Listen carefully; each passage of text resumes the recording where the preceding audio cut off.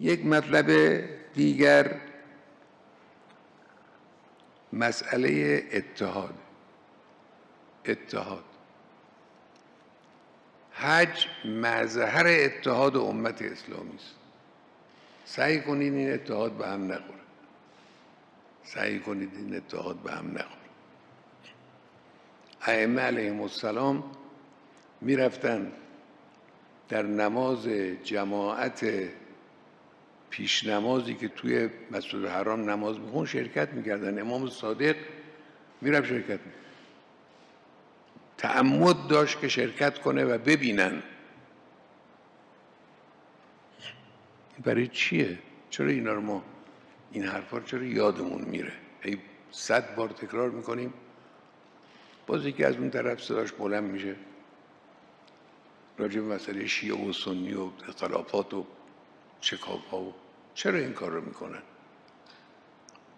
چرا به سود دشمن کار میکنن؟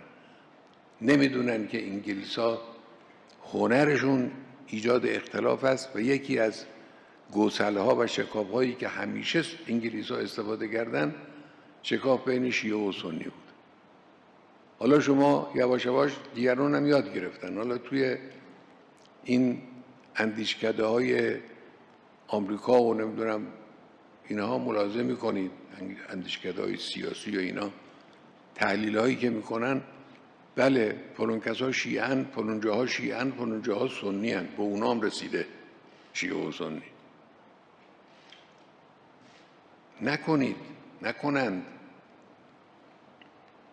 برادران با هم زندگی کنید. اختلاف نظر بله هست، در اعتقادات هم اختلاف نظر هست، در عقاید هم مثلا اشتراک نظر هم هست. ما این همه مشترکات داریم، این همه موارد اشتراک داریم. اینا رو به کلی ندیده بگیریم بریم سراغ اختلافات. نگذارید.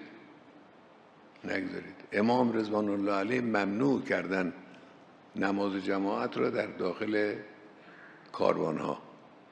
اون وقت گفتن نکنید، برید اونجا نماز بخونید، تو مسجد برید نماز بخونید. این برای همین اتحاده. این اتحاد رو هرچی میتونید بیشتر کنید.